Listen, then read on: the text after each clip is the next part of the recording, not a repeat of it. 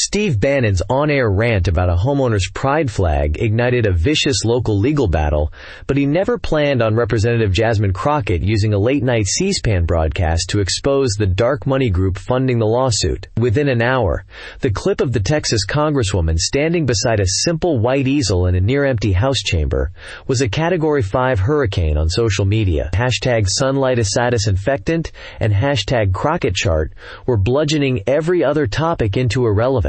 Cable news producers, jolted from their late-night programming schedules, scrambled to find commentators who could explain what a pass-through LLC was. On Bannon's own forums, a civil war erupted between those attacking Crockett with violent vitriol and a confused, angry faction demanding to know if their own donations had been funneled into a lawyer's slush fund to harass a family in a North Carolina suburb they'd never heard of.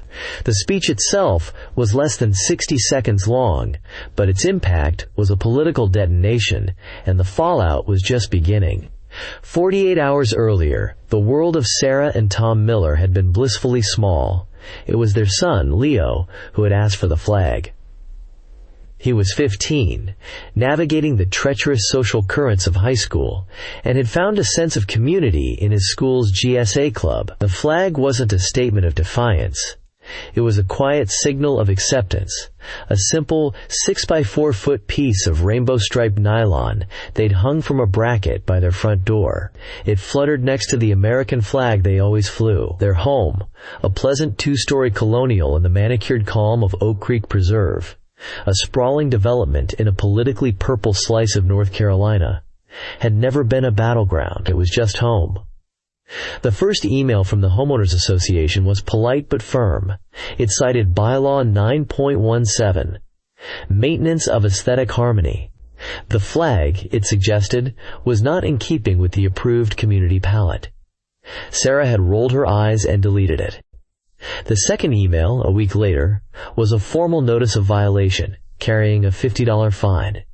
It was signed by the HOA board president, Gerald Finch. Finch was a man whose entire personality seemed to be an extension of his meticulously trimmed lawn. He was a retired regional manager for a paper supply company, and he now applied the same rigid focus to enforcing neighborhood covenants. Tom Miller found him at the community mailbox the next day.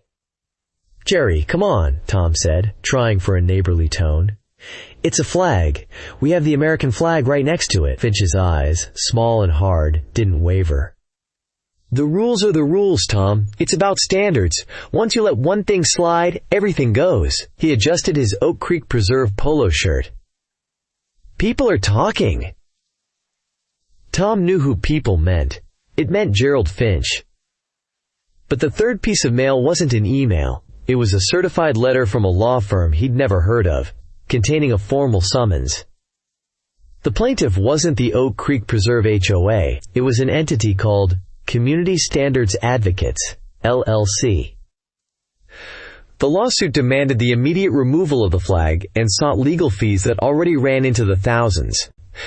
Sarah and Tom stared at the document, spread across their kitchen island, the sheer absurdity of it curdling into cold fear. Who were these people? They did what anyone would do. They called a lawyer. The lawyer told them it would cost them a $10,000 retainer just to get started, with no guarantee of winning against an opponent with seemingly bottomless pockets. The Millers didn't have that kind of money. Despair began to set in. That evening, Gerald Finch was a featured guest, via video call, on Steve Bannon's War Room podcast. Bannon, his face filling the screen, praised Finch as a frontline patriot. "This isn't just about one neighborhood, is it, Jerry?"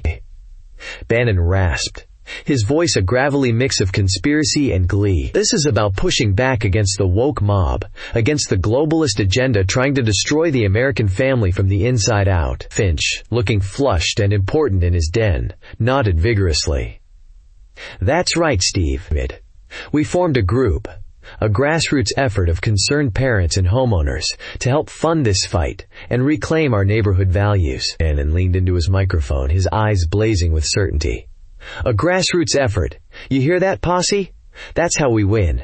We don't back down. We don't surrender. We fight them in the school boards. We fight them in the HOAs. We fight them everywhere."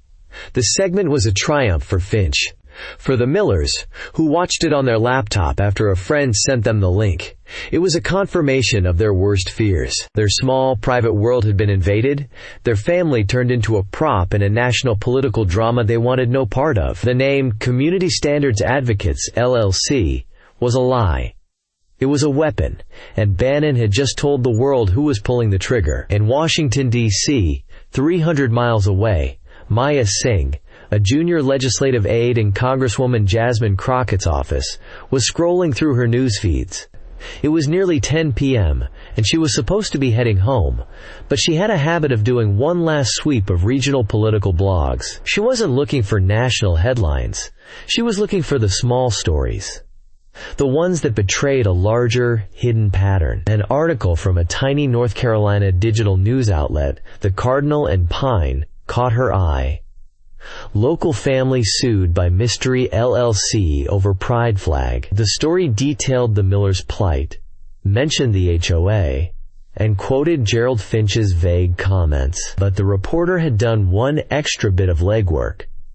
They had looked up Community Standards Advocates, LLC, in the state's corporate registry. It had been formed only 6 weeks prior. Its registered agent was a firm in Raleigh that specialized in creating anonymous corporate entities. Maya felt a familiar thrum of anger and curiosity. This wasn't just a neighborhood dispute. This had the stench of something organized. She'd seen it before in voter suppression cases she'd tracked for Crockett. On a hunch, she opened a professional database that cross-referenced corporate filings with nonprofit donor records. It was a long shot. She typed in the name of the LLC's registered agent and started sifting through the hundreds of other companies he represented. It was tedious, mind-numbing work. For an hour, she found nothing but a maze of shell companies for real estate developers and small businesses. Then, she saw a connection. The Raleigh agent was also listed on a filing for a different LLC, one that had been involved in a textbook banning controversy in Virginia the year before. That Virginia LLC had been publicly linked, after a leak, to a major right-wing donor group, the American Heartland Heritage Foundation, AHHF. Maya's heart began to beat faster. The AHHF was a behemoth, a 501c3 that acted as a financial clearinghouse for culture war crusades, all under the guise of charitable giving. It was a known, if indirect, associate of Bannon's broader political universe. She started a new search, trying to connect the AHHF to the North Carolina LLC. There was no direct link. That was the point. They were designed to be firewalled. But the use of the same registered agent was sloppy. It was a thread. She kept digging, cross-referencing addresses, filing dates, and signatory names on other documents. At 11:30 p.m., she found it. A different filing, for a land trust in Tennessee, listed a board member from the AHHF. The physical address listed for that board member was the same P.O. box in Arlington, Virginia that had been used in the initial incorporation papers for Community Standards Advocates, LLC, before it was switched to the Raleigh agent. It was the link. A direct, albeit obscure, connection between Bannon's ideological allies and the lawsuit designed to terrorize the Miller family. She printed out the documents, her hands trembling slightly. She walked down the quiet hallway to Crockett's office. The lights were still on. Crockett was at her desk, reading through a dense judiciary report, a pair of glasses perched on her nose. She looked up, her expression tired. "What is it, Maya?" "I think you need to see this, Congresswoman," Maya said, laying the papers on the desk. "It's about that North Carolina story. It's not a local HOA dispute. It's an astroturf campaign. And I think I can prove it." Jasmine Crockett picked up the first page. As she read, her exhaustion seemed to burn away, replaced by a cold, familiar fire. She had been a public defender. She knew what institutional power looked like when it was used to crush ordinary people. She saw the whole strategy laid bare. The national figurehead, the local enforcer, the anonymous corporate weapon, and the terrified family caught in the middle. They weren't just being sued. They were being suffocated by a system designed to make them feel powerless and alone. "They never think anyone will bother to look," Crockett said, her voice low. "They count on it. They count on the fact that it's too complicated, that it's too boring for the news, that the family will be too scared to fight back." She looked at Maya, then at the printouts. "A speech isn't enough. A press release is worthless. People need to see it. They need to see how the trick is done." She tapped the flowchart Maya had drawn, connecting the foundation to the LLC. "Get me a 1-minute slot for tomorrow night, late as possible, and get me a big easel from supplies. We're going to draw them a map." The decision was made. The battlefield wouldn't be a cable news show or a press conference. It would be the quiet, formal floor of the House of Representatives, broadcast on the unblinking, unedited eye of C-SPAN. It was a platform almost designed to be ignored, which made it the perfect place for an ambush. Bannon and his crew wouldn't be watching. They wouldn't see it coming until it was too late. The walk to the House floor the next night felt different. It was nearly midnight, and the grand corridors of the Capitol were hushed and mostly empty. The daytime bustle of tourists and lobbyists long gone. The air conditioning hummed, a constant, low drone that seemed to amplify the sound of Crockett's heels clicking on the marble floors. Maya walked beside her, pushing a tall, spindly metal easel, its wheels making a soft, squeaking sound. On it, propped and covered by a simple black cloth, was a large white foam board. They reached the chamber doors. Inside, the vast, tiered room was a sea of empty leather chairs. Only a handful of members were present, scattered throughout the space, waiting their turn for their own 1-minute speeches or special orders. Up on the dais, the acting Speaker pro tempore, a junior congressman from Indiana, looked down at his phone, his expression one of profound boredom. He was the substitute teacher for the graveyard shift of democracy. A C-SPAN cameraman, perched on his platform, adjusted his focus, his movements slow and practiced. This was the unglamorous, procedural heart of government, a world away from the prime-time shouting matches. Maya set up the easel near the Democratic lectern, making sure it was in the camera's frame. She gave Crockett a tight, nervous nod. Crockett placed her notes on the lectern, though she barely needed them. She had rehearsed this in her head 100 times on the walk over. She wasn't just delivering a speech, she was presenting a case. She was a lawyer again. And this empty chamber was her courtroom. "The gentlewoman from Texas, Miss Crockett, is recognized for 1 minute," the Speaker pro tempore droned, his voice flat and amplified by the chamber's microphones. Crockett stepped to the lectern and took a breath, letting the procedural formality hang in the air for a second. She looked directly into the lens of the C-SPAN camera. She knew that out there, in the quiet homes of policy wonks, insomniacs, and political junkies, a few thousand people were watching. But she also knew that in the morning her audience could be millions. "Mr. Speaker," she began, her voice clear and steady, cutting through the quiet hum of the room. "We talk a lot in this chamber about the American dream. And at the heart of that dream is a very simple idea. The right to feel safe in your own home. The right to be left alone. The right to be free from harassment." She paused, letting the words land. "Oh. But what happens when that freedom is threatened not by a neighbor, but by a hidden, wealthy, and powerful political machine?" I want to tell you about the Miller family from North Carolina.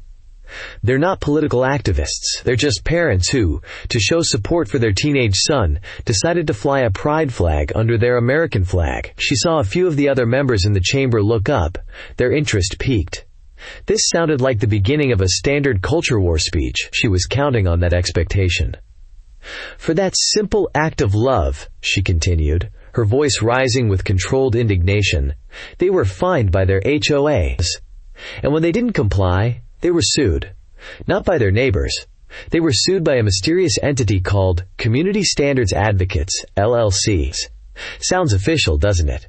It was created just 6 weeks ago with the sole purpose of taking this family to court, to bleed them dry, to make an example out of them." Now, she moved. Stepping away from the lectern, she walked to the easel and pulled off the black cloth with a flourish. Under the bright lights of the chamber, the whiteboard was stark and clear. On it was a flowchart, drawn with thick black and red markers. Boxes were connected by sharp, angry lines. Now, a certain political commentator, a Mr. Steve Bannon, went on his show and praised this lawsuit. He called it a grassroots effort by concerned parents. That's what he said. Grassroots. But is it? She picked up a retractable pointer from the easel's ledge, its tip clicking as it extended.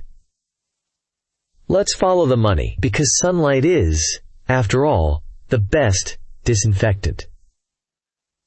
Her pointer landed on the box at the bottom of the chart labeled The Miller Family. An arrow pointed from a box labeled Community Standards Advocates, LLC.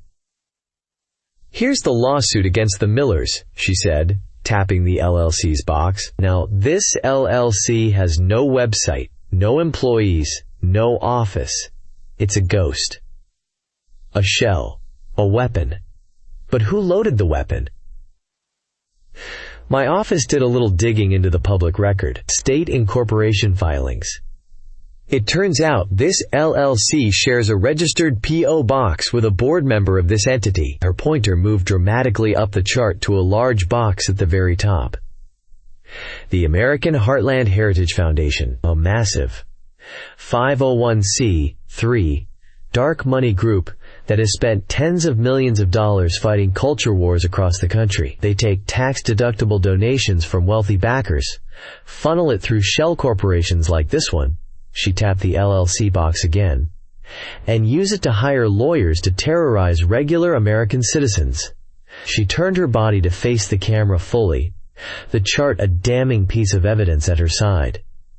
Her voice dropped, becoming sharp and prosecutorial. This isn't a grassroots movement, Mr. Speaker.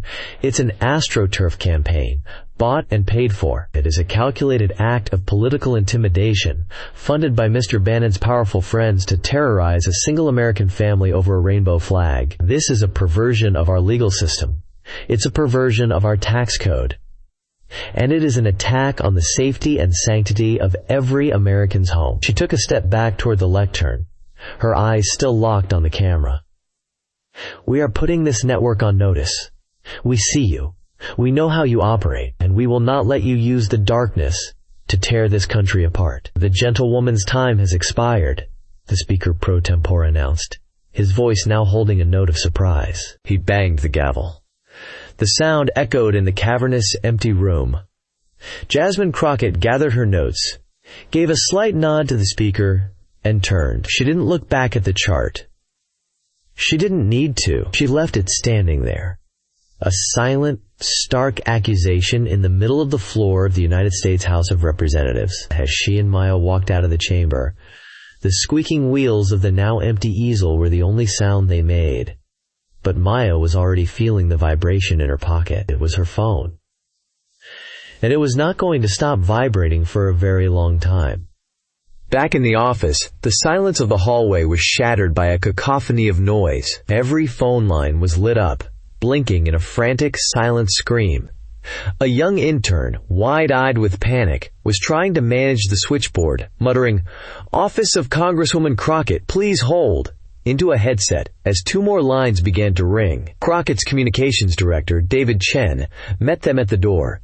He was holding up his tablet, his face a mask of pure shock, and something that looked terrifyingly like glee. "What did you just do?" he breathed, his voice barely a whisper. "The C-SPAN clip has 1 million views. On Twitter. In the last 20 minutes. Rachel Maddow just retweeted it with the comment, 'This is how it's done.'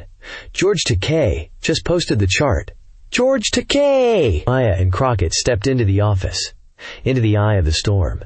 David had the news on a large monitor on the wall. On one channel, a split screen showed Crockett's C-SPAN speech on a loop next to a legal analyst who was excitedly explaining the concept of astroturfing to a national audience. The chyron blared. Crockett's chart, Dem representative goes viral exposing astroturf lawsuit.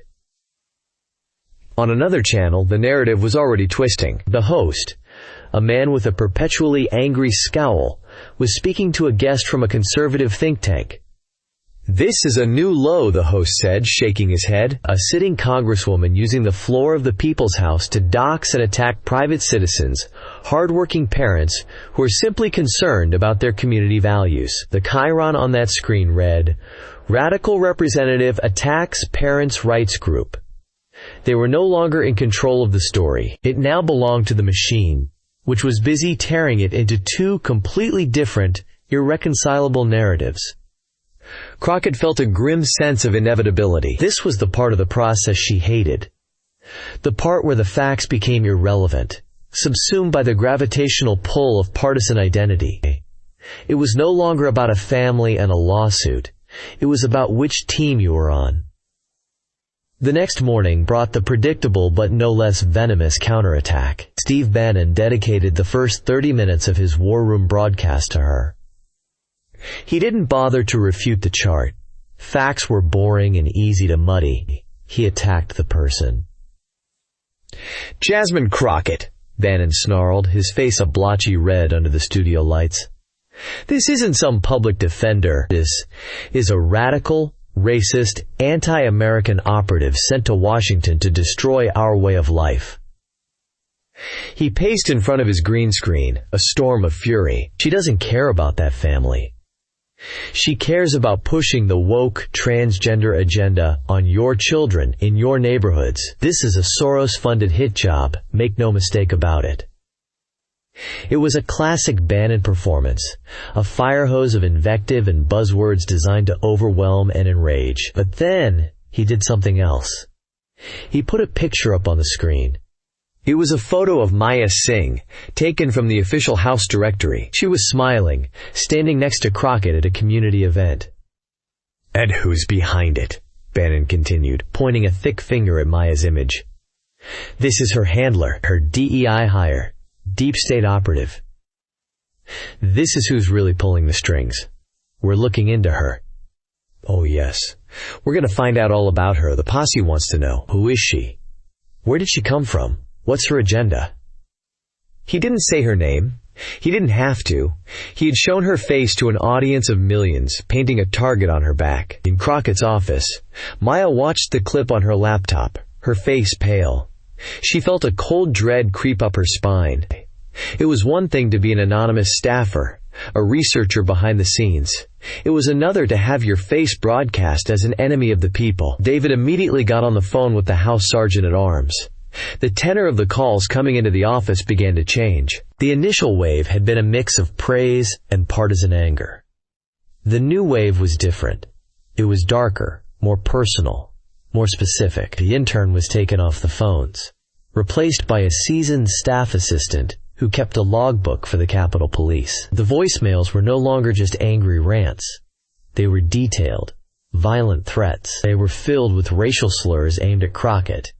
And now, xenophobic and misogynistic filth aimed at Maya. One email, with the subject line, "We know where you work," described the layout of their office in the Rayburn building with chilling accuracy. By lunchtime, 2 officers from the U.S. Capitol Police were in their office.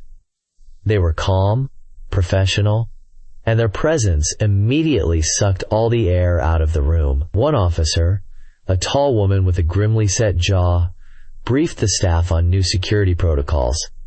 No one was to walk to their car alone. All mail was to be routed through a secondary screening facility. Any suspicious activity, no matter how minor, was to be reported immediately. The other officer did a quiet, thorough sweep of the office, checking for listening devices. He then spoke to Maya privately, advising her not to stay at her apartment in Navy Yard for a few days. "We've seen this before," he said, his voice low and devoid of emotion. "When they show a face, it escalates. Stay with a friend. Don't post your location on social media. We'll have a patrol car do extra passes by your building." The victory of the night before, the clean, righteous feeling of exposing a lie, was gone. In its place was a knot of fear and a heavy cloak of responsibility. Crockett looked at Maya, who was trying to maintain a brave face, but whose hands were shaking, and felt a surge of protective fury that was quickly followed by a wave of guilt. She had asked her to find the evidence.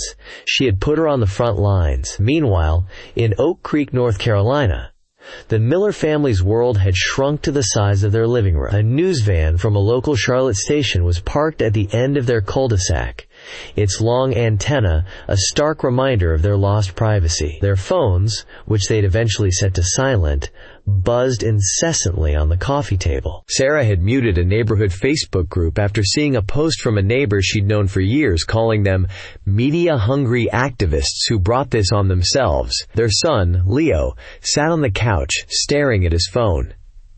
Kids from school were sending him screenshots of Twitter threads, of Bannon's face, of Congresswoman Crockett's charts. Some messages were supportive. Others were cruel, filled with homophobic slurs. He was no longer just Leo Miller. He was that flag kid. They watched the news together.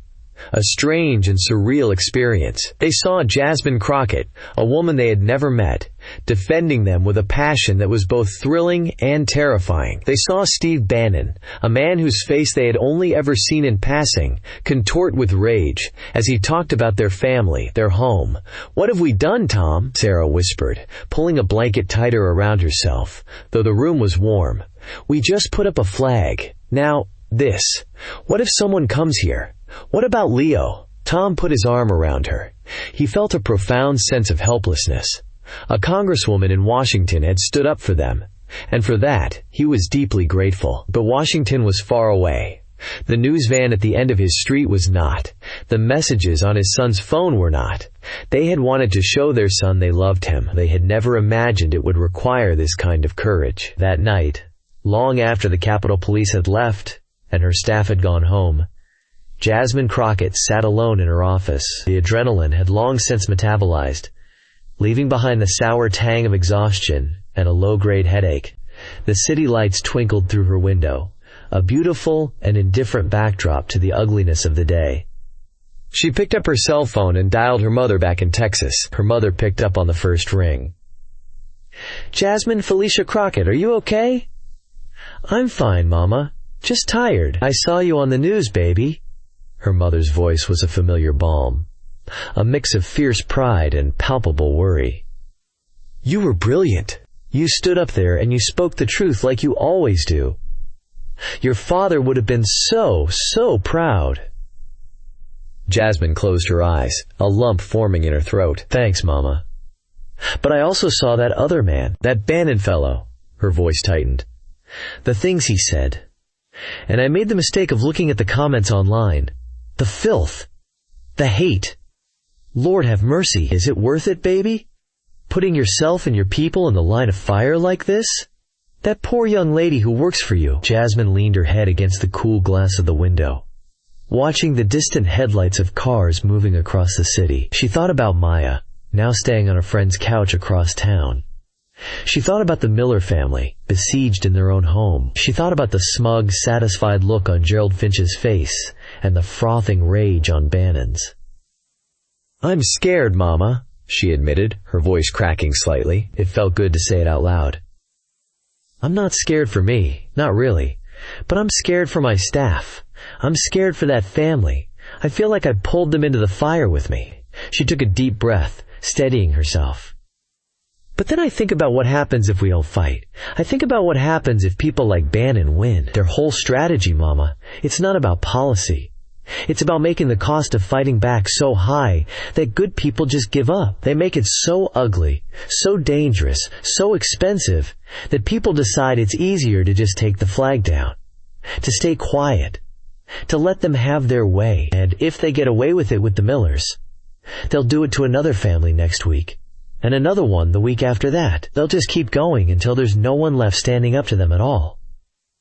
She paused, her own conviction clarifying in the telling. "We can't let them have that power, Mama. We just can't. The cost of letting them win is so much higher than the cost of fighting." There was a long silence on the other end of the line, filled only by the faint crackle of the connection. "You're right, baby," her mother said finally, her voice thick with emotion.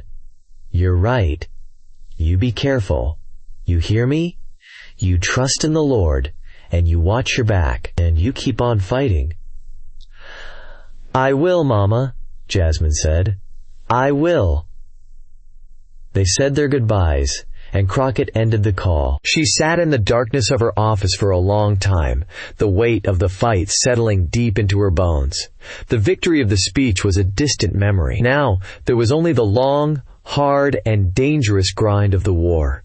The initial supernova of the C-SPAN speech had collapsed into a dense, smoldering star. A week after Jasmine Crockett had stood beside her easel, the story had settled into the familiar, ugly trenches of a partisan war of attrition. The national news cycle, with its insatiable appetite for novelty, had largely moved on, leaving the conflict to fester on cable news and social media. In Crockett's office, a tense new normal had taken hold. Security was a constant, visible presence. Maya Singh worked from a different desk each day, a precaution that felt both sensible and deeply unsettling. The daily legislative work, constituent services, policy briefings, committee prep continued, but it was now punctuated by the grim task of logging death threats and coordinating with the Capitol Police. The lawsuit against the Millers in North Carolina remained active, a legal dagger held at their throats, even as the entity behind it, Community Standards Advocates, LLC, had gone completely silent. It felt like a stalemate, a war of nerves. Crockett feared she was losing by inches. Bannon's daily attacks had become a kind of background radiation, predictable and poisonous. And the American Heartland Heritage Foundation had simply withdrawn into the shadows, confident it could wait out the storm. In another corner of the Capitol complex, in a quiet suite of offices in the Longworth building, the political climate was entirely different.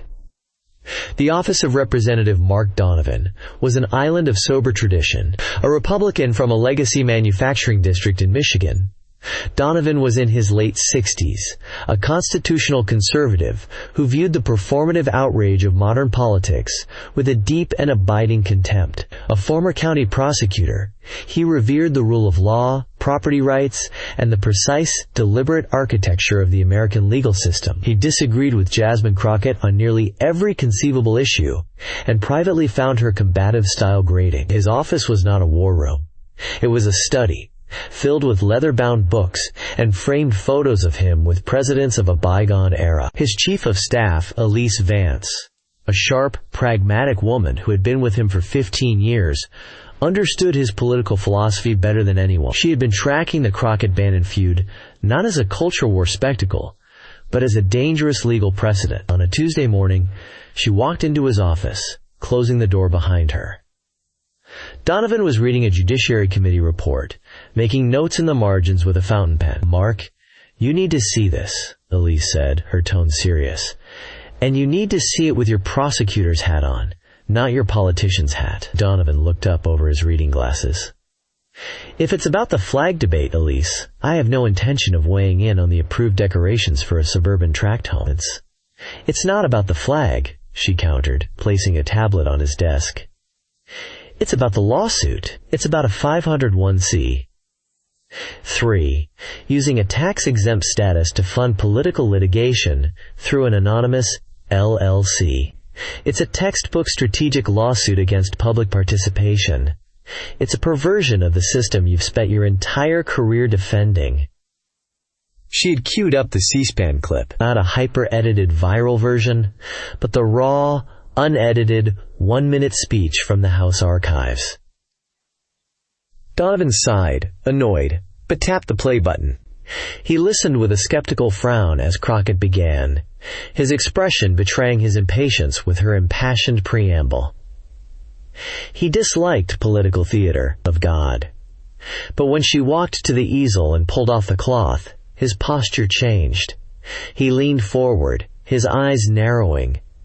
He wasn't listening to the political rhetoric anymore. He was examining the evidence. He saw the chart not as a prop, but as an exhibit. He saw the lines connecting the foundation to the LLC, and he recognized the architecture of the scheme instantly. He played the clip again, this time with the sound off, just looking at the chart. He saw past the specific names and the specific issue.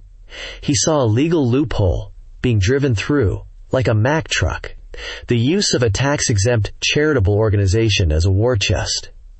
the use of corporate anonymity laws as a shield, the deliberate targeting of a private citizen with the goal of financial and emotional ruin. They're laundering political attacks through the tax code, he said, more to himself than to Elise.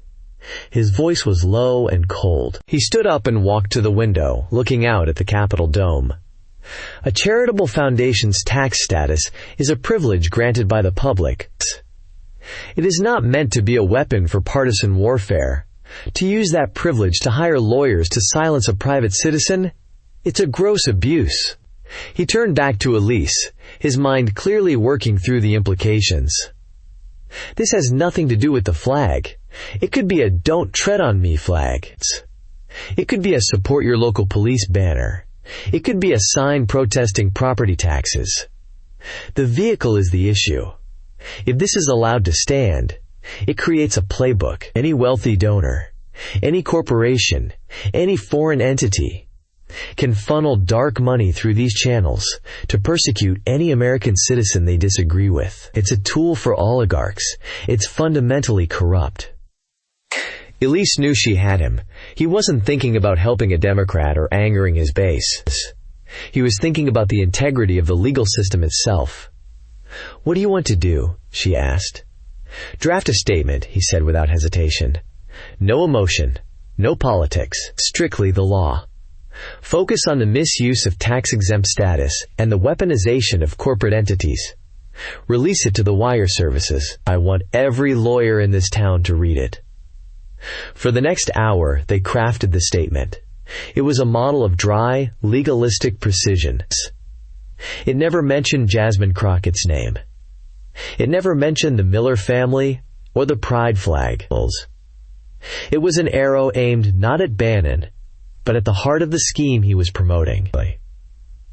The key paragraph read, "The House Committee on the Judiciary has a solemn obligation to oversee the fair and impartial administration of justice in the United States. Recent public reports of tax-exempt 501c3 organizations allegedly funding litigation against private citizens through opaque, single-purpose limited liability companies are a matter of serious concern. The use of our corporate and tax laws to stand up astroturf campaigns designed to harass or silence Americans through non-meritorious lawsuits erodes public trust in our institutions. This practice represents a potential threat to the property, privacy, and First Amendment rights of all citizens, regardless of their political beliefs, and warrants further scrutiny by this committee." Elise sent the statement to the Associated Press. Then they waited. It landed just after 3 p.m. At first, it was a small ripple. The AP ran a short story. Senior GOP representative raises concerns over lawsuit tactics. But in the hyper-partisan ecosystem of Washington, it was the equivalent of a silent, seismic shockwave. In Jasmine Crockett's office, David Chen saw the AP alert and literally jumped out of his chair. "Oh my God!" he shouted, running to Crockett's desk with his phone. "You are not going to believe this. Mark Donovan just backed you up." Crockett read the statement, her eyes widening. He hadn't praised her. He hadn't defended her. He had done something far more important. He had validated the entire premise of her argument from a position of unimpeachable, bipartisan authority. He had taken her political stunt and legitimized it as a serious legal concern. He had single-handedly changed the entire nature of the debate. The effect was immediate and catastrophic for her opponents.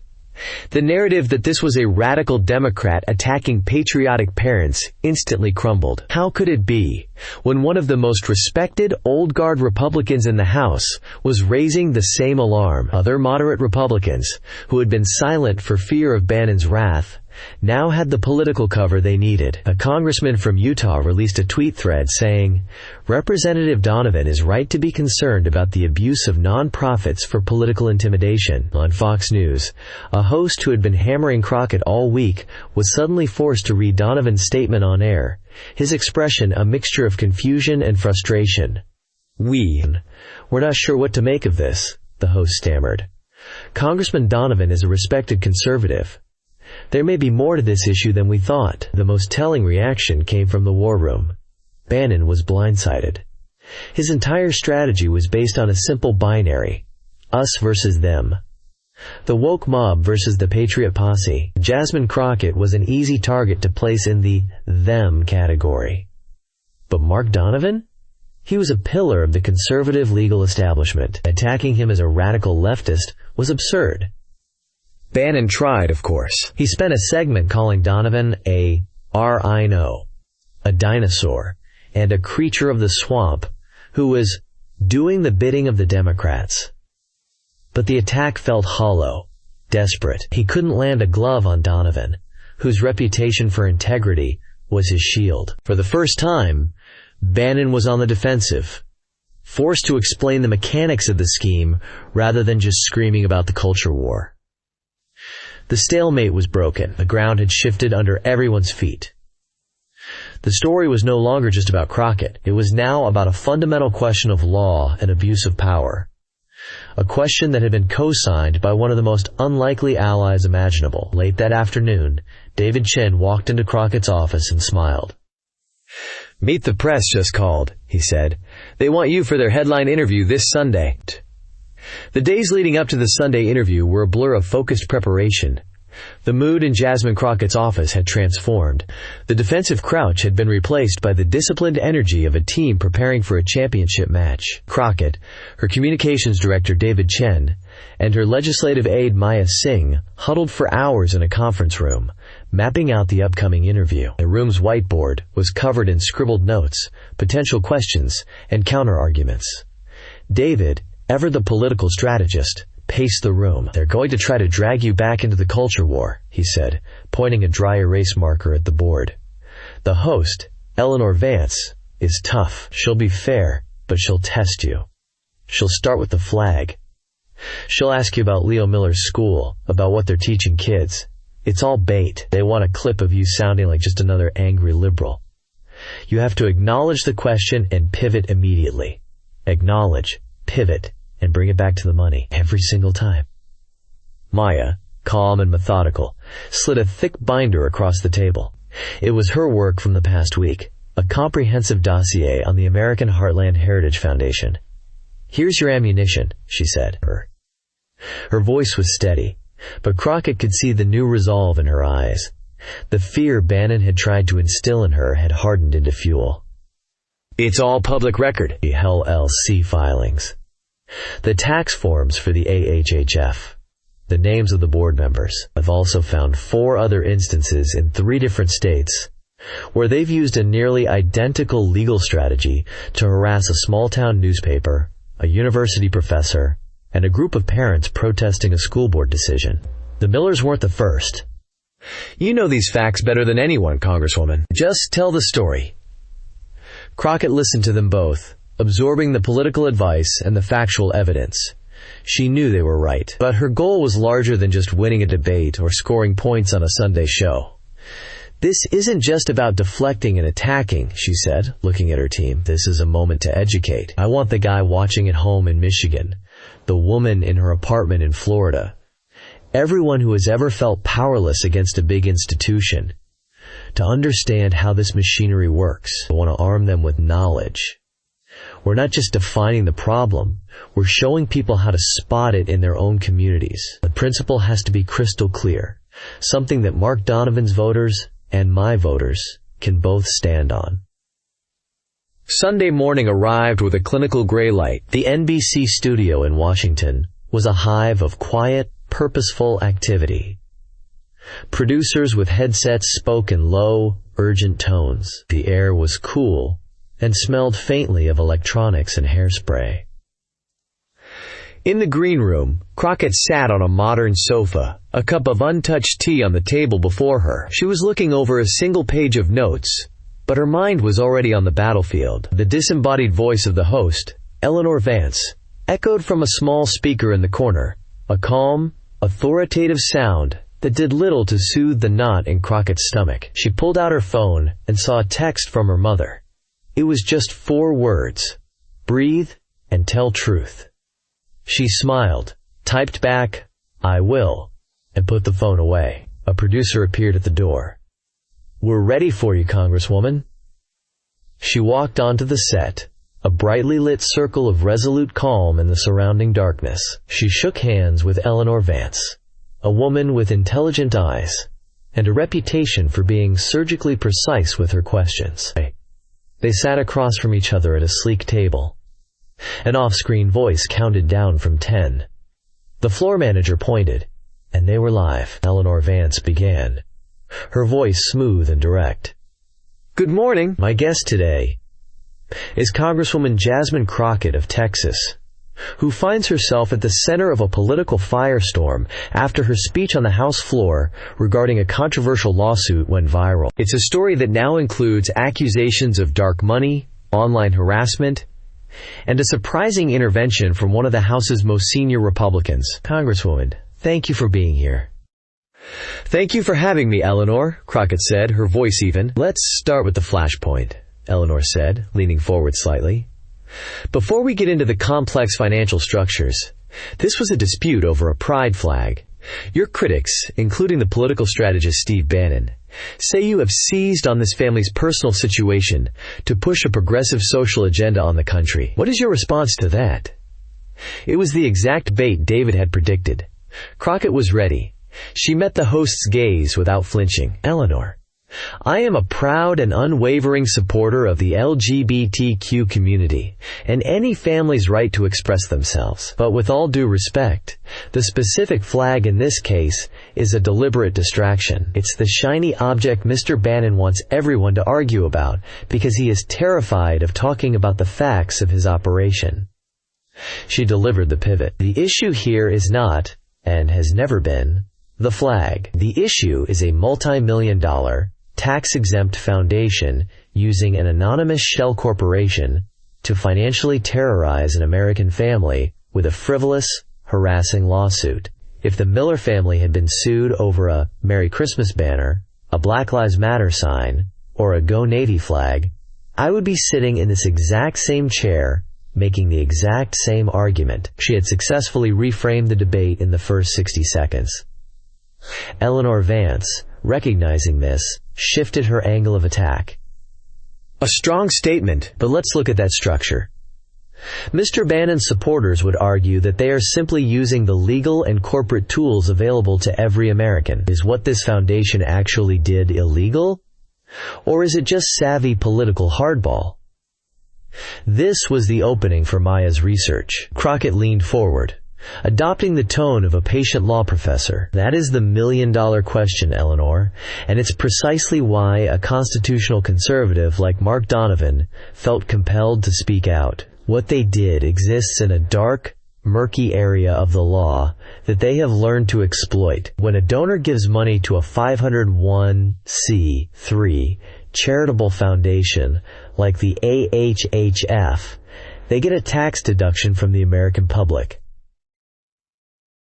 The public grants that tax break with the understanding the money will be used for the public good, for charity. But what this investigation shows is that the AHHF is allegedly acting as a pass-through, laundering that tax-deductible charity money into a political war chest. They use it to form an LLC, a corporate shield, and then hire lawyers to wage political battles. At the very best, that is a gross abuse of the trust and privilege of their tax-exempt status. At worst, it is a form of fraud against the American taxpayer, and that is exactly what the House Judiciary Committee and the IRS need to launch a full investigation into. Her explanation was clear, authoritative, and devoid of partisan rancor. She was speaking not as a pundit, but as an officer of the court. Eleanor Vance held up a printout. On his program, Mr. Bannon has focused his response on you personally. He has accused you of inciting hatred and, most pointedly, has repeatedly shown the face of one of your young female staffers, calling her a deep state operative. He and his supporters would frame you as the aggressor. How do you respond? Crockett took a deep breath. This was it. The final, most important question. She looked past Eleanor, directly into the camera lens, speaking to the millions watching. There is no equivalence between my actions and the actions of Mr. Bannon, she said, her voice dropping, gaining a hard, steely edge. Let's be very clear about the distinction. My staffer, who is one of the brightest, most dedicated public servants I have ever had the privilege of working with, did her job. She analyzed public records, corporate filings, and tax documents available to any citizen. She uncovered a matter of legitimate public interest. For doing that, Mr. Bannon put her face on his national broadcast and invited his followers to intimidate and harass her. That is a despicable act of cowardice. She held the camera's gaze. I went to the floor of the House of Representatives, a formal and public forum, and I presented documented facts. His response was to put a target on the back of a private citizen. And that single choice, Eleanor, reveals the profound difference in our motives. My goal was to drag a shady, abusive practice into the sunlight for all to see. His goal was to use threats and fear to scare people back into the darkness. She sat back, delivering her final, defining statement. So let me say it one more time for anyone who is still confused. This was never about a flag. It was about the fundamental right of every single American, regardless of their politics, their religion, who they love, or where they live, to be safe and secure in their own home, free from the threat of corporate-funded harassment campaigns orchestrated by political grifters. My office, using public information, exposed one of these networks. The real question your viewers and the Congress should be asking is, how many more are out there? Heavy silence hung in the studio for a moment. Eleanor Vance looked down at her notes, then back at Crockett. Congresswoman Jasmine Crockett, thank you for your time this morning. Thank you, Eleanor, Crockett replied. The floor manager signaled they were clear in the set. The interview was over. As Crockett walked off the set, the adrenaline began to drain away, leaving a familiar exhaustion in its wake. David Chen met her just outside the studio doors, his face split by a massive grin. That, he said, his voice filled with awe, was not a grand slam. That was a perfect game. Her phone was already buzzing in her pocket. This time, however, she knew the tenor of the messages would be different. The clips of the interview were already ricocheting across the internet, but the narrative was no longer fractured. It was unified. It was clear. It was hers. She hadn't just survived the news cycle. She had conquered it, defining the principle of the fight for the entire nation. The shockwaves from the Meet the Press interview radiated outward, fundamentally altering the landscape of the conflict. Within 3 days, the law firm representing Community Standards Advocates, LLC, filed a curt, one-page motion in a North Carolina court to voluntarily dismiss their lawsuit against the Miller family. Tom Miller took the call from his lawyer while standing in his own driveway. He listened for a moment, his face impassive, then said a quiet, "Thank you." He hung up, walked over to Sarah, who was watering the hydrangeas, and simply said, "It's over."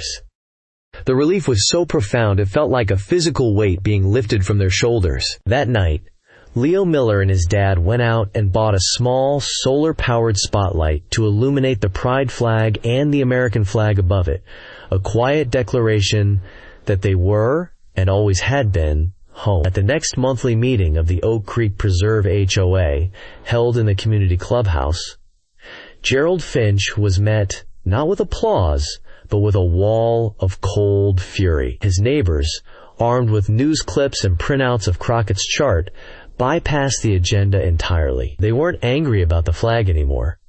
They were furious about the lawsuit, the lies, and the national embarrassment he had brought upon their neighborhood. "Who authorized you to drag our community into a national political sludge fest, Jerry?" one man demanded. "Whose money were you spending?" Faced with the open hostility of the neighbors he claimed to be defending, Finch's self-important bluster collapsed. He stammered a few excuses before formally resigning from the board, citing personal reasons. The American Heartland Heritage Foundation began to hemorrhage support. A follow-up investigation by the Cardinal and Pine, the same small North Carolina outlet that had broken the initial story, revealed that at least 3 major corporate donors had quietly suspended their funding, issuing vague statements about reevaluating their philanthropic partnerships. The AHHF website, back online after its maintenance, was a neutered version of its former self, its aggressive mission statements replaced with bland platitudes about supporting community values. Steve Bannon, in a move of tacit surrender, abruptly stopped mentioning the Millers, Jasmine Crockett, or the state of North Carolina. A new outrage had captured his attention, and the battle over Oak Creek Preserve was unceremoniously abandoned.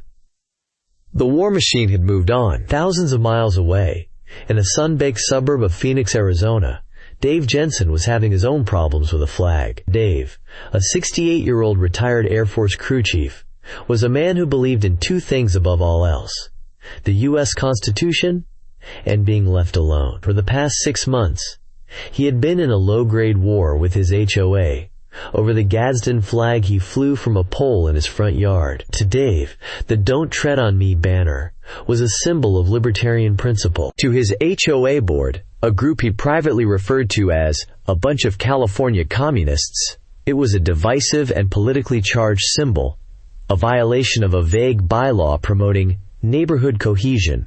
The violation notices had been escalating, and the latest letter had threatened legal action from a law firm he'd never heard of. Dave had been following the news out of Washington with a certain detached interest. He saw Jasmine Crockett as a typical tax and spend liberal, a member of a political tribe he fundamentally opposed. He'd seen Bannon's rants and figured it was just another case of the far left and the far right tearing at each other. Then, he saw the news report about Representative Mark Donovan's statement.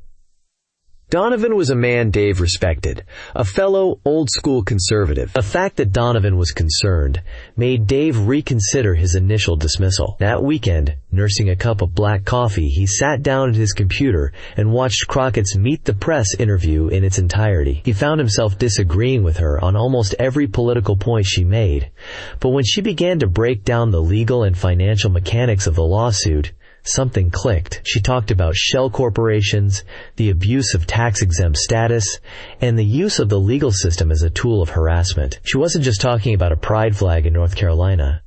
She was describing the exact pressure campaign being mounted against him in Arizona. The principle she articulated, that powerful hidden entities shouldn't be allowed to use legal tricks to bully citizens, transcended political affiliation. It hit him right in his "don't tread on me" soul. A new kind of determination settled over him. He wasn't just going to fight back, he was going to use their own playbook against them. He spent the next 2 days following what he now called the Crockett Roadmap.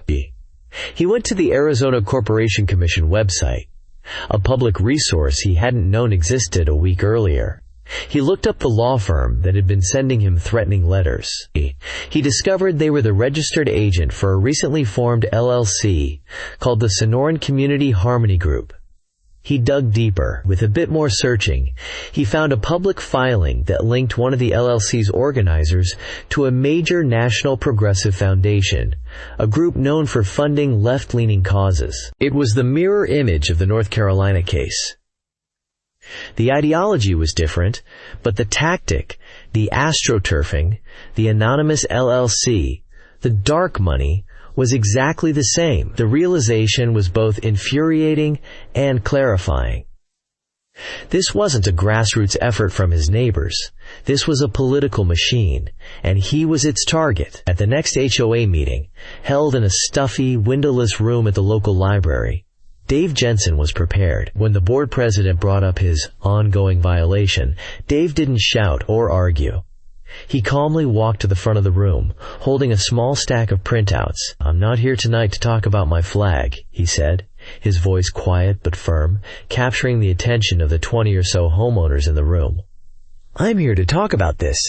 He held up the first page, a printout of the LLC's incorporation document. "I'd like to ask the board, who, exactly, is the Sonoran Community Harmony Group, and why are they, and not our own HOA, paying the law firm that is threatening to sue me?" A stunned silence fell over the room. The board members looked at each other, their faces a mixture of confusion and panic. Dave continued, laying his documents out on the table for all to see. "I did some research. It turns out this group is funded by a national foundation that has nothing to do with our neighborhood. It seems our HOA is being used as a front for a national political organization to wage its battles here. I have to wonder, do our HOA's bylaws allow for that? Does our insurance cover it? I'm just asking, because it seems to me that if you want to talk about divisive issues, bringing a dark money political campaign into our neighborhood is about as divisive as it gets. The board folded instantly. Caught, exposed, and utterly unprepared for a counterattack based on corporate filings, they immediately voted to table the issue indefinitely. The case against Dave Jensen and his flag was over. A month after her late-night speech, Jasmine Crockett was back in her district office in Dallas. The national media storm had passed, leaving behind the familiar, pressing work of serving her constituents. Maya walked into her office, holding a tablet. "I think you'll want to see this," she said, a small smile on her face. Crockett took the tablet and read the headline from a small Phoenix news blog. Local vet turns tables on HOA, cites Crockett playbook to expose dark money tactics. The article detailed the story of Dave Jensen, his Gadsden flag, and his discovery of the Progressive Foundation using the same astroturf tactics as the AHHF. It quoted him saying he was inspired by a principle that goes beyond politics. A slow, genuine smile spread across Jasmine Crockett's face. It wasn't the triumphant grin of a political victor, but something deeper, more satisfying. The fight had never been just about winning an argument or owning a news cycle. It had been about forging a principle into a tool that could be used by anyone, regardless of their politics. The echo of her voice in a near-empty chamber had traveled across the country and armed a citizen she would never meet. A man who would likely never vote for her, for his own fight. In the quiet of her Dallas office, that felt like the only victory that had ever really mattered. What does it truly mean to fight for someone you disagree with? Jasmine Crockett's actions suggest the answer lies not in shared beliefs, but in the shared principles that protect us all. Let us know in the comments below what you think, and don't forget to subscribe for more stories that go beyond the headlines.